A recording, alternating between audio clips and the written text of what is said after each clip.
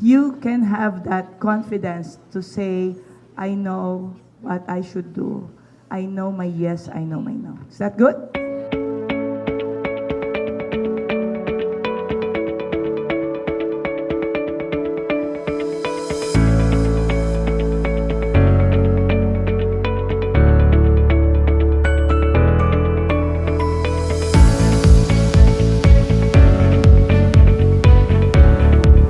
Please join me in welcoming the radiant and empowering Miss Toni Miranda! You are disregarding your purpose. This is what happens to that person. That person could be your mom. That person could be the name that you mentioned. That person could be your teacher. That person could be your friend na lagi lang nandyan sa inyo maski di mo pinapansin. The most important person in your life is the one in front of you. So what do we need to do? You wanna make sure that you are always present in front of that person. Okay, so you have a purpose, and one purpose is to bloom where you are planted and to make the person in front of you at the moment the most important person in your life. Whenever you're forgetting who you are as a leader, whenever very strong yung mga labels na na-acquire nyo, yung mga pinarticipatean nyo at yung ginawa sa inyo, wala kang choice. Try to pause and remember who you are. You have purpose, you have worth, you have talent, and you have what? Power only within your control. Are we good? Kasi ang performing, it will immediately lead you to how to do it, why we should do it, diba? What and when. Remember first who you are. Once grounded ka na alam mo, you are at peace with who you are. You know why I highlighted, inuna ko yung who? Because when the who is clear, the what, the why, the how, the when is easy. All of you are leaders. Why? Why am I saying all of us are leaders? The moment you speak to another person, listen up, the moment you speak to another person, you already have a platform to lead them positively or negatively. Do you agree? So we are all leaders. But before, I really strive. I really wanted to be a leader. And I realized it's not coming from a pure heart. I wanted to be famous. I wanted to be known so that my parents will eventually see me. No one is too late for change. No one is too late to, again, embrace your own identity. Understand your communication styles. Some of you are people-oriented. Some of you are action-oriented. Some of you are idea-oriented. Some of you are process-oriented. Have you ever experienced a person, let's say kung action-oriented ka, pag may narinig kang dapat pala itong gagawin natin, meron tayong talk, game, hanap ako speaker. So si action, hahanap ng speaker. Si process, sasabihin, wait, wala pa nga tayo mga briefing notes, wala pa tayong mga procedure, kasi process person siya. So if you're not aware that there are communication styles, we might judge each other, bagal mo naman. Ito na nga kukunin ko ni speaker, ayun ang gagawin daw, Toni Miranda. Diba? So action could be someone who's always on the go, kukunin niya agad, kung may idea, gagawin niya agad. Si process, i-check niya muna. Step by step. Another type could be people. Si people-oriented, kung yun ang communication style mo, you always care for people. So, pag nagmi-meeting kayo, magka-catch up kayo ng 15 minutes and then 5 minutes yung meeting. Catch up because you want people. You want to be with people. You want to have warm up with people. And you are usually people pleasers. Whether you are in good condition or not, you're not feeling well, you're in your high or low, always have in mind to be conscious and sensitive to make every moment of your life to uplift. And one way to do that is to simply smile, say hi, and what? Paano? Listen. We wanted to always be ready. What happens kung nagkaka-trigger ka? What happens pag emotional ka? What happens when you're feeling down? Dapat naka-ready rin yung sarili mong leadership sa sarili mo. Sometimes we are so conscious leading others, but you cannot even lead yourself. So plan out how you will lead yourselves when you have challenges. Okay, the reason why you will care to fight for your identity, the reason why hindi mo na masyadong lalakihan or gagawing noisy yung difference ng introvert at extrovert. And again, the reason why you will empower others, whether you feel they deserve deserve it or not is because you received them already. Now I'm letting you know, no one is too late to understand that you have been loved already, to understand that you are forgiven already, that you have been saved, chosen, redeemed, valued, and victorious. I really need to tell you this because someone who cannot acknowledge the real leader might not be able to lead effectively, with love, with impact, and at the same time still feeling happy. Your legacy begins the moment you choose to live authentically, lead intentionally, and inspire courageously. The world is waiting for you or for the impact only you can create. Guys, leadership do not need a group. You do not need a formal organization. Sabi ko kanina, I'd like to end with that idea. The moment you speak to another person, let them remember you, not because you led them negatively, no. Let them remember you for life because at that moment, you made that person feel important and you have led them what? Positively.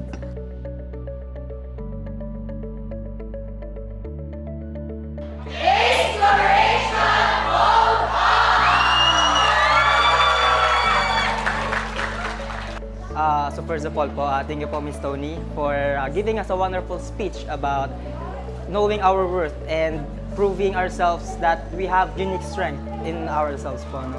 So, my feedback po is to Miss Toni's discussion po kanina is very informative and very maka-Gen Z yung kanyang pagdidiscuss. And she tried to pakisamahan and ma-match yung energy ng audience despite the age discrepancy. Because this is the trend nowadays po, no? And learn the best out of the discussion that we have. So, yun lang po. Thank you.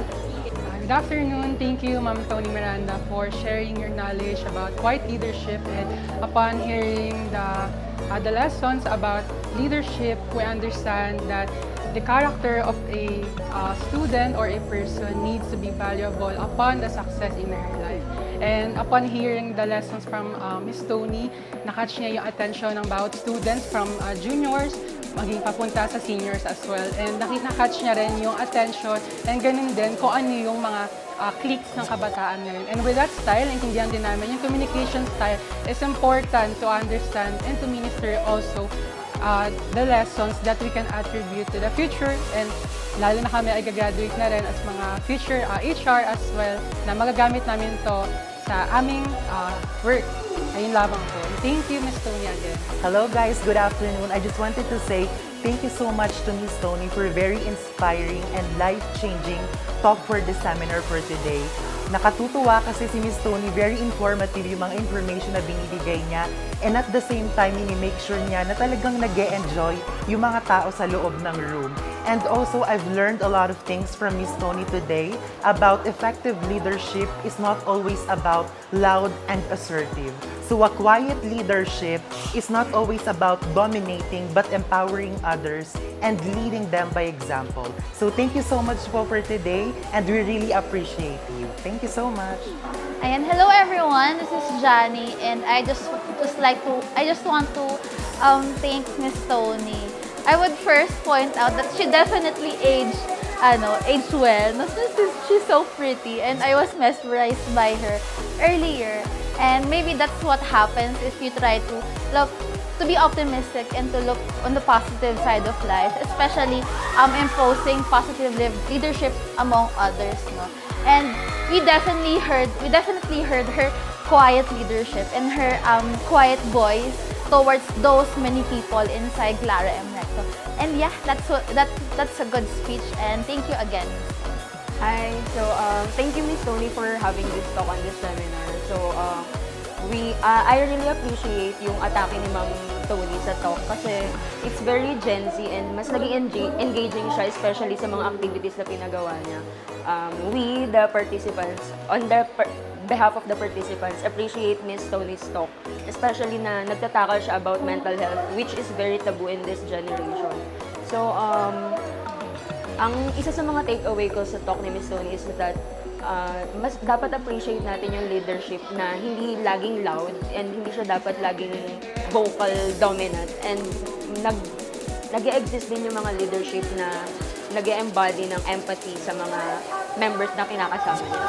So again, thank you, Miss Toni. And so, hi everyone, this is Mark. So, first of all, I want to say that congratulations and also thank you to Miss Toni for a very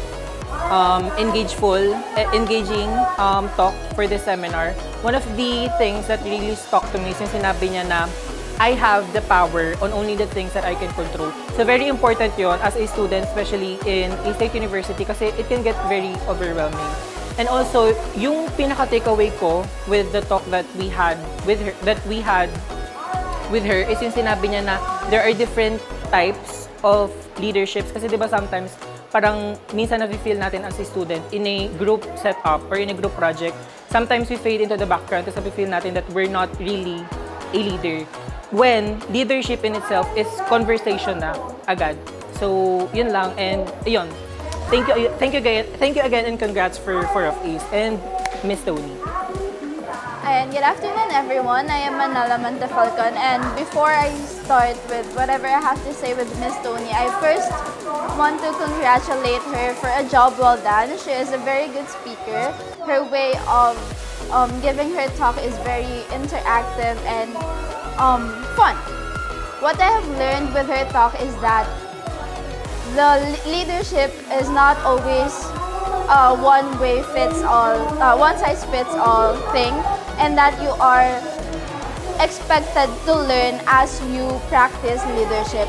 I have learned that it is very important to be candid with how you present yourself and how you lead others in order for them to in order for you guys to blend with each other. Again, thank you, Miss Toni, for your speech and congratulations po. Hi, Miss Toni. Thank you so much for your being a speaker today. The discussion was thought-provoking and it was interactive at the same time. You try your best to share your ideas. You try your best by having a difficulty to talk with us, but at the same time, you give us the best perspective that being a leadership is not just about having motivating anyone or trying to be more you are trying to be so-called bida-bida, but at the same time you try your best because you acquired something beneath or in yourself. And thank you so much, Ms. Toni, for coming this seminar. Hi, Ms. Toni. Ayan, ang gusto ko na po sabihin, thank you so much for your very insightful talk and very relevant din yung topic. And what I really learned is that we should always know our worth, know our purpose in life, especially ngayon na tumatanda na tayo. No? Kailangan nating kilalanin, no? Alamin natin yung strengths natin and talents. And thank you so much po for creating an impact, not just for me, but also for everyone na naging part po ng discussion niyo this seminar. Thank you so much po. We are very grateful po for the opportunity to listen and be engaged with the talk of Miss Toni. It's truly an honor po and we learned so much from her talk po, especially the most memorable one na natutunan po namin is that we have to know our worth, we have to know our purpose, and that we all have to always remember that we have power within ourselves.